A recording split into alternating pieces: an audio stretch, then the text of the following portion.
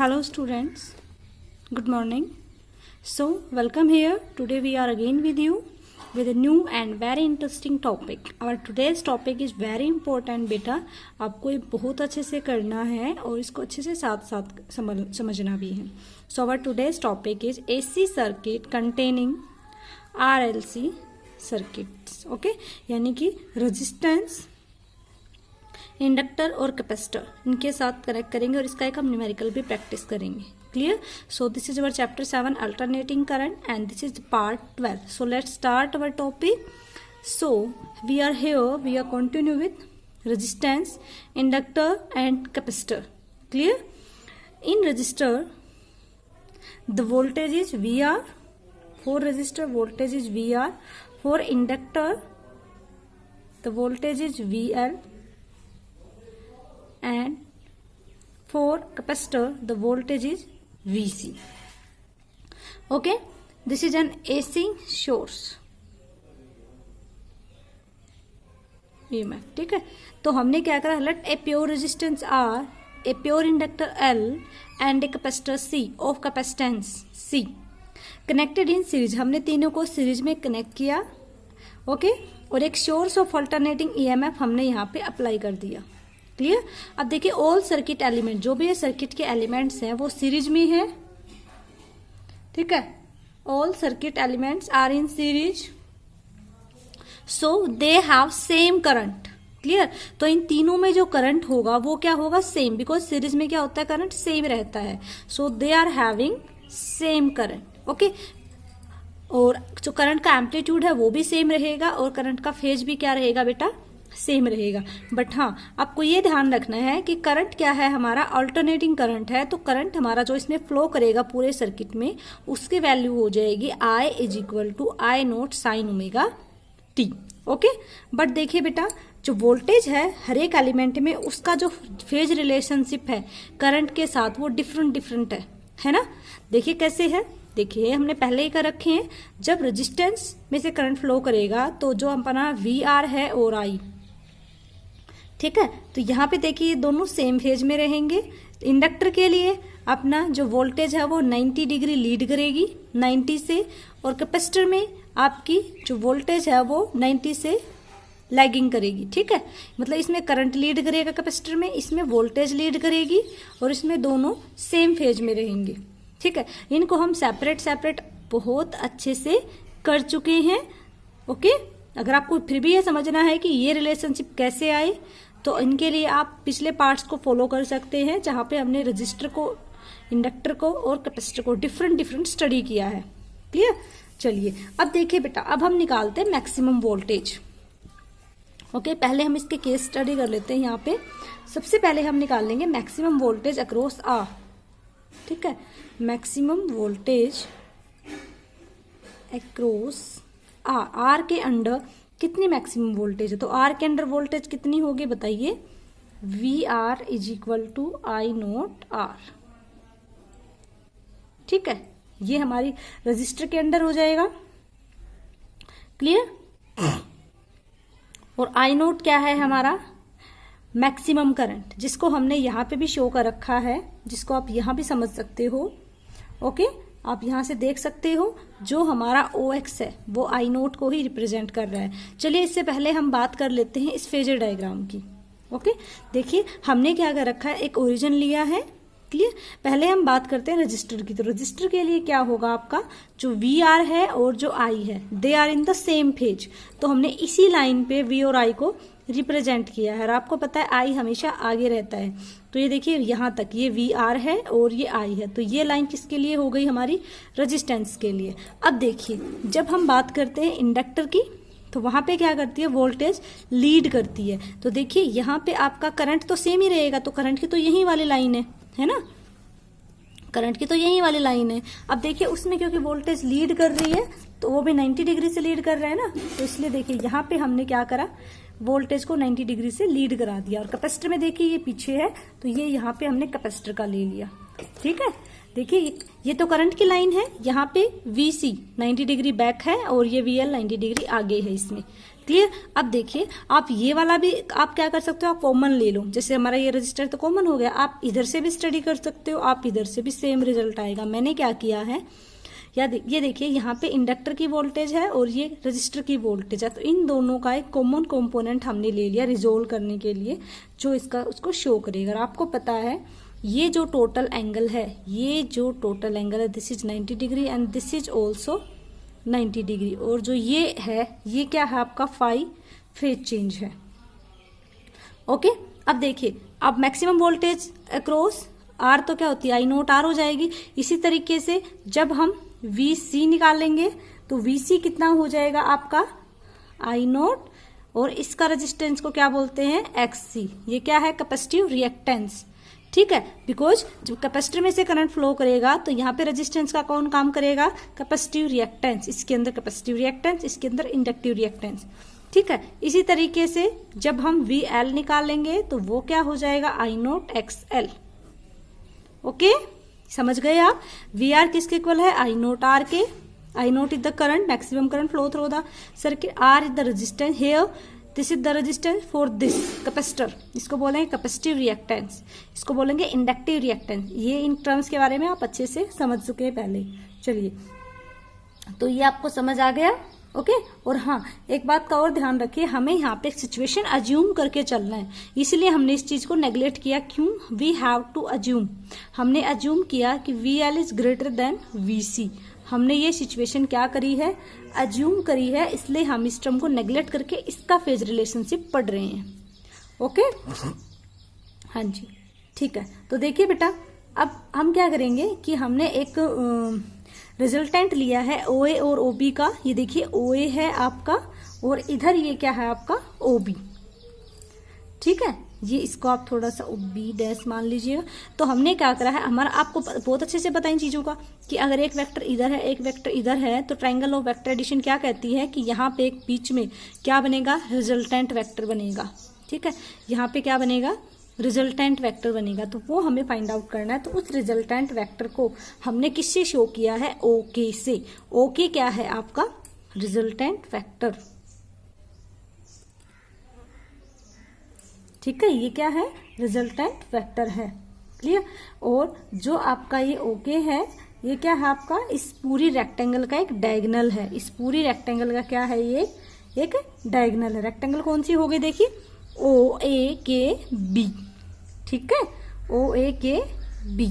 ये इसको ऐसे लीजिए, इस पूरी रेक्टेंगल का एक डायगोनल हो गया है ये।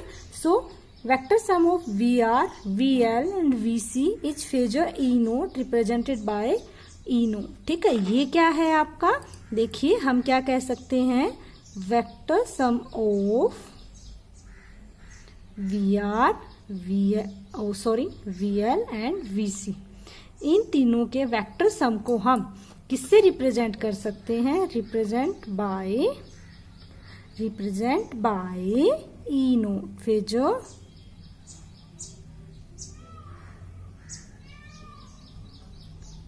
E नोट, ठीक है। ये E नोट क्या है, ये इन तीनों का सम है, ओके। और E नोट को हम ओके भी बोल सकते हैं, है ना। ये देखिए ओके, E नोट आपको पता चल गया, ये क्या है फेजर है, किसका है, vector sum of VR, VL and VC। और VR, VL से आपको पता है this is the maximum voltage along resistance, this is the maximum voltage along capacitor, this is the maximum voltage along inductor, ठीक है, ओके।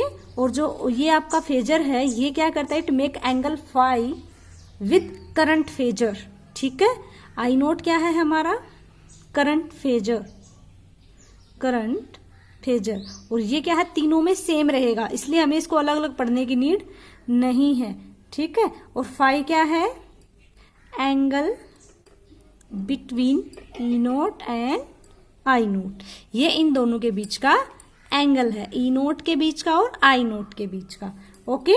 अब हम इसकी वैल्यू निकालते हैं। तो देखिए बेटा, आपके पास एक ट्रायंगल बन गई है, तो ये क्या आपका हाइपोटेनियस है, तो हम क्या करेंगे, OA का स्क्वायर प्लस KA का square is equal to okay, है ना, उसका अंडर रूट ले लेंगे साथ साथ।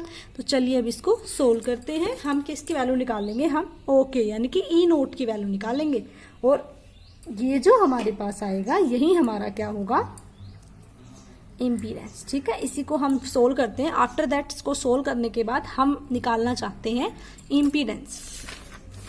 तो चलिए निकालते हैं। ओके, देखिए बेटा, हमें निकालना है ओके, यानी कि हमें ई नोट निकालना है ना।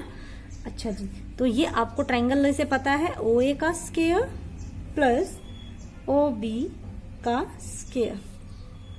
ओके, ये क्या हो जाएगा, ओ ए यहाँ पे क्या है, वी आर, तो वी आर का स्क्वायर प्लस में ओ बी किसको रिप्रेजेंट करेगा, वी एल माइनस वी सी का स्क्वायर।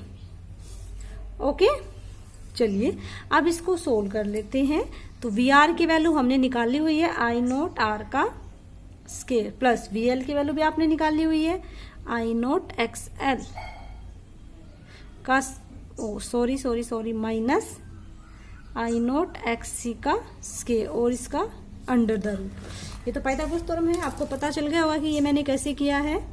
ओके, काफी इजी, अब तो प्रैक्टिस भी हो गई है, इतने सारे हमने सेम डेरिवेशन करे हैं। तो हम आई नोट को तो बाहर निकाल लेंगे तीनों से। ठीक है, अंदर क्या बचेगा आपका, देखिए अंदर हमारा बचेगा R square plus X L minus X C का होल स्क्वायर। ओके, ये किसकी वैल्यू निकाल रहे हैं हम, ई नोट की। अगर मैं इस ई नोट को, ठीक है, इधर इसके नीचे ले आऊं तो क्या हो जाएगा, E naught by I naught is equal to R square plus X L minus X C का होल स्क्वायर। और आपने ओम्स लॉ में पढ़ा हुआ है V is equal to I R, और अगर V को I से डिवाइड कर दो तो यहाँ पे मिलता है रेजिस्टेंस। अब देखिए जो ई नोट बाई आई नोट है, ई नोट क्या है, VL, VR और VC का फेजर है, ये भी तीनों का है। तो इसका मतलब जो इनसे हमें रेजिस्टेंस मिलेगा उसको हम सपोज करो Z से रिप्रेजेंट करते हैं, और इसको क्या बोलेंगे, इम्पीडेंस। क्या बोलेंगे, इम्पीडेंस। क्योंकि देखिए यहाँ पे जो है ये वोल्टेज और करंट है सिर्फ रेजिस्टेंस के अंदर है, बट ये तीनों के लिए है। ठीक है, तो हम इसको क्या कहेंगे, this is total affective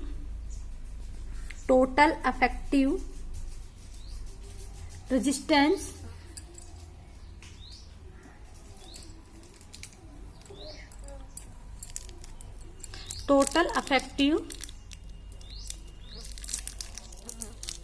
resistance okay of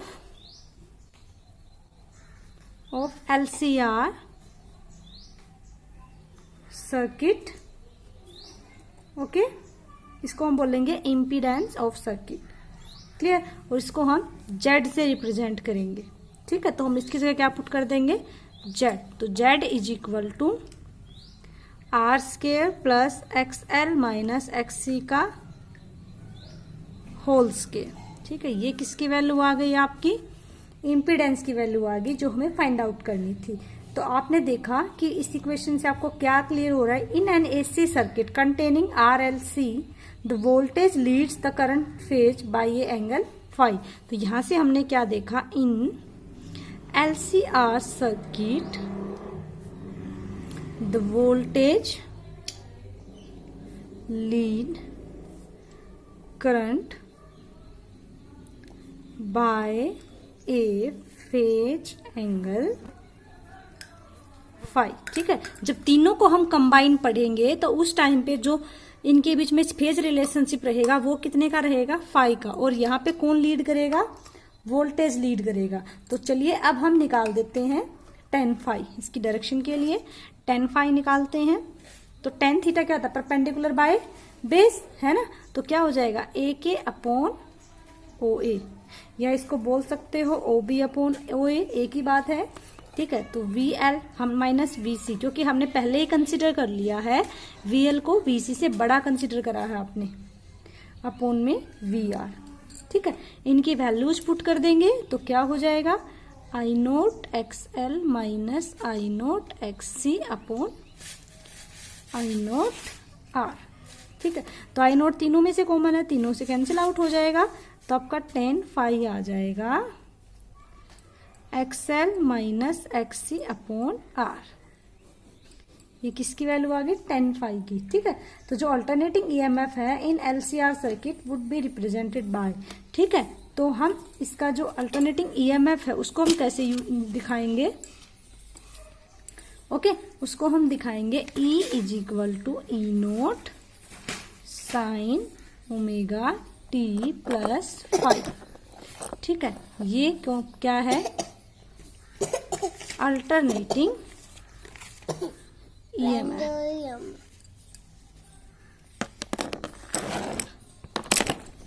ठीक है, ये क्या है? Alternating EMF. ओके, तो ये क्या है आपका? अल्टरनेटिंग ईएमएफ है और ये कितने से लीड कर रहा है? 5 से। ये हमने अभी फाइंड आउट करा है। क्लियर? तो इसमें कुछ केसेस हैं जो हमें पढ़ने चाहिए और मतलब कई बार पूछ भी ले जाते हैं। तो चलिए इसके केस हम डिस्कस करते हैं। फर्स्ट केस हम पढ़ेंगे अकॉर्डिंग टू दिस इक्वेशन। देखिए, फर्स्ट केस में if I am saying if XL is equal to XC, अगर ये दोनों इक्वल हो जाए, अगर ये दोनों इक्वल हो जाएं तो देखिए आपकी इक्वेशन क्या बन जाएगी। ये अगर इक्वल हो जाए तो यहाँ पे 0 आ जाएगा, तो Z आपका कितने? तो 5। ठीक है, तो यहाँ से Z किसके इक्वल आ जाएगा? R के इक्वल आ जाएगा। ओके, और 5 को अगर हम 0 ले लेते हैं तो tan phi, देखिए यहां से भी अगर आप कंडीशन देखें तो यहां से हमारा tan phi क्या आ जाएगा? 0। ओके, मतलब voltage and current in the same phase. Clear? तो यहां से क्या हो जाएगा आपका? वोल्टेज और करंट किस में आ जाएंगे? सेम फेज में आ जाएंगे। अब नेक्स्ट कंडीशन क्या हो सकती है? नेक्स्ट कंडीशन ये हो सकती है, जो हमने माना ही है कि अगर ये XL ग्रेटर देन हो जाए XC से। ठीक है, तो आपका जो कंडीशन है वो क्या हो जाएगा? tan phi आपका क्या आ जाएगा? पॉजिटिव आ जाएगा। ठीक है, देखिए कैसे आ जाएगा। ये जो आपकी कंडीशन है XL माइनस XC, एक बार अगर ये XL बड़ा हो जाएगा तो ओवरऑल टर्म पॉजिटिव आ जाएगी। अगर ये बड़ा हो जाएगा तो ओवरऑल टर्म क्या आ जाएगी? नेगेटिव। ये हमारी इक्वेशन नंबर 2 है बेटा। इन दोनों केसेस को ही पढ़ रहे हैं हम। यहाँ पे देखिए XL बड़ा हो जाएगा तो भी हमारी क्या आ जाएगी? ओवरऑल पॉजिटिव टर्म आ जाएगी। ओके, तो मेनली हम tan phi वाला केस पढ़ रहे हैं इसका भी फिलहाल। क्लियर? तो phi क्या आ जाएगा हमारा? पॉजिटिव हो जाएगा। तो phi क्या हो जाएगा?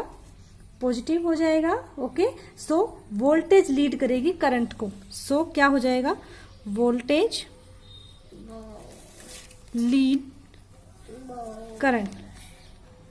ठीक है, वोल्टेज क्या करेगी? करंट को लीड करेगी। कि आपको पता है कितने एंगल के साथ?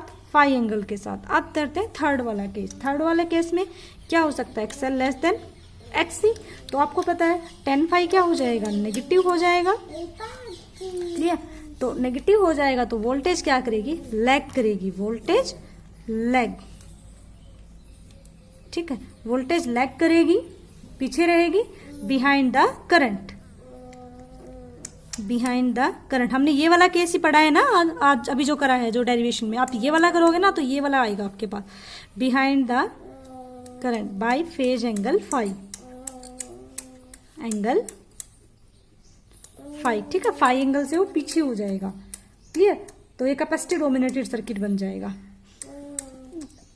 क्या बन जाएगा? Inductance dominated circuit. ये बन जाएगा कैपेसिटेंस डोमिनेटेड सर्किट। ठीक है, तो होप आपको सारा समझ में आ जाएगा, आया होगा। तो जो ये हमने ओवरऑल इसके बारे में पढ़ा है, क्लियर? तो हमने एलसीआर सर्किट को करा, कौन सी टेक्निक से करा है? फेजर वाली टेक्निक से करा है। क्लियर? तो आपको सारा अच्छे से क्लियर हो गया। हमने इम्पीडेंस फाइंड आउट करा, फिर हमने tan phi की वैल्यू फाइंड आउट करी। तो चलिए बेटा अब इस पे एक न्यूमेरिकल प्रैक्टिस कर लेते हैं। ओके, चलिए एक क्वेश्चन ले लेते हैं हम। हाँ जी, क्वेश्चन कह रहा है resistance of resistor of 12 ohm, a capacitor of resistance, capacitor reactance हो गया ना, ये कितना है कैपेसिटर का resistance? 14 ohm and pure inductor of inductance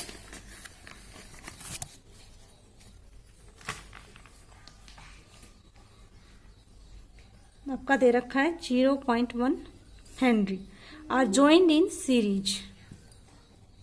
तीनों को किसमें ज्वाइन करा है? सीरीज में। ओके, एंड प्लेस्ड अक्रॉस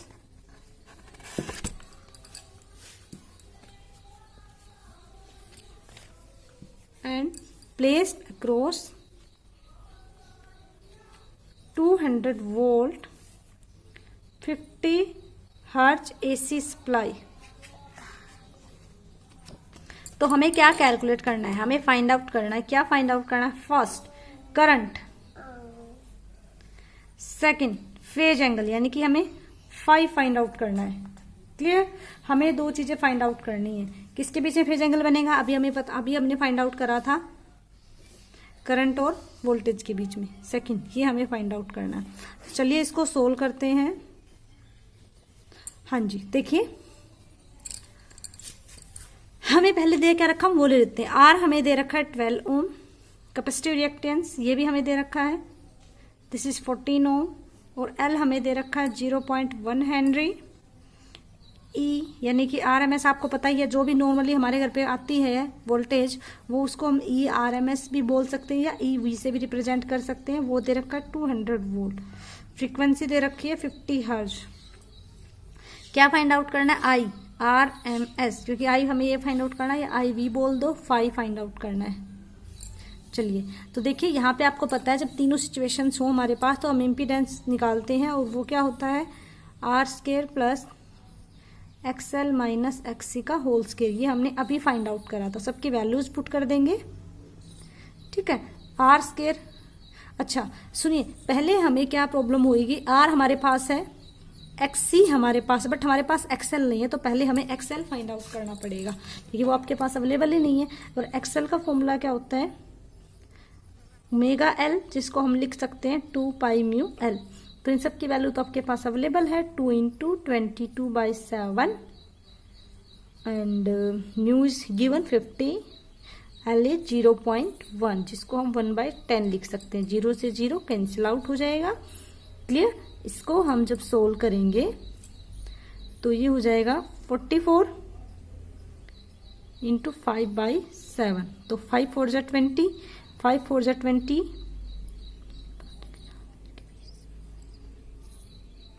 7, इसको इससे कट करेंगे, 7 3 जा 21,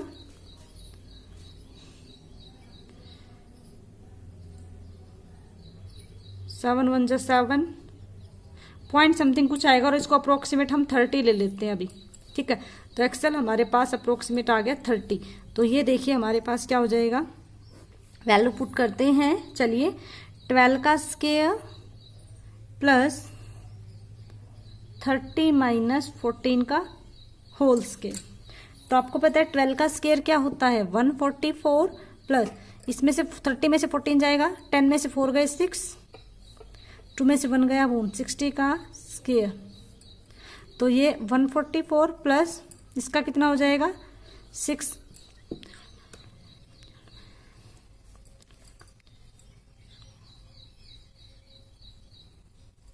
तो 16 को 6 से मल्टीप्लाई करिए आप लोग, कितना हो जाएगा आई थिंक, तो 16 को जब 16 से मल्टीप्लाई करेंगे 256 हो जाएगा आई थिंक। तो हाँ जी, चलिए अब दोनों को ऐड अप कर देते हैं, तो हो जाएगा 6 और 4 10, 5 और 4 25, सॉरी 6 और 4 10, 5 और 4 9 और 1 10, 2 और 1 3 और ये 4, तो ये आ जाएगा आपका 20। तो ये हमारे पास इम्पीडेंस कितना आ गया, 20 आ गया है, ठीक है, 20 ओम। चलिए अब हम फाइंड आउट करेंगे आई। तो IRMS क्या हो जाएगा, ERMS अपॉन V, ठीक है। और V कौन से वाला, सॉरी Z लेंगे। क्लियर? तो ये हो जाएगा 200/20, तो आपके पास आ जाएगा 10 एम्पियर। अब हम निकालेंगे 10 फाई, बिकॉज हमें फाई फाइंड आउट करना है। XL minus XC upon R, सबकी वैल्यू पुट कर दो, 30 माइनस 14 अपॉन 12, तो हो जाएगा 16/12। और जब इसको हम सोल्व करें देन वी आर गेटिंग 1.3333 चलता रहेगा। सो हम इसको लॉग टेबल की हेल्प से इसको सोल्व करेंगे, then we are saying phi is equal to 53°.9, ठीक है। तो आप यहाँ पे क्या कहोगे, वोल्टेज लीड कर रहा है करंट को, क्या कहेंगे, ई लीड करंट। क्लियर? ये यहाँ से हम कंडीशन प्रोवाइड करेंगे। क्लियर? अब दोबारा से देख लीजिए, हमने ये वाला क्वेश्चन करा है बेटा, ठीक है, आपको समझ आ गया सारा? Okay. So students, thank you so much. Hope आपको ये सारा अच्छे से क्लियर हुआ है और सारा अच्छे से समझ में भी आया है। क्लियर? सो इसको आपको ध्यान रखना है अच्छे से। Thank you so much students, have a nice day.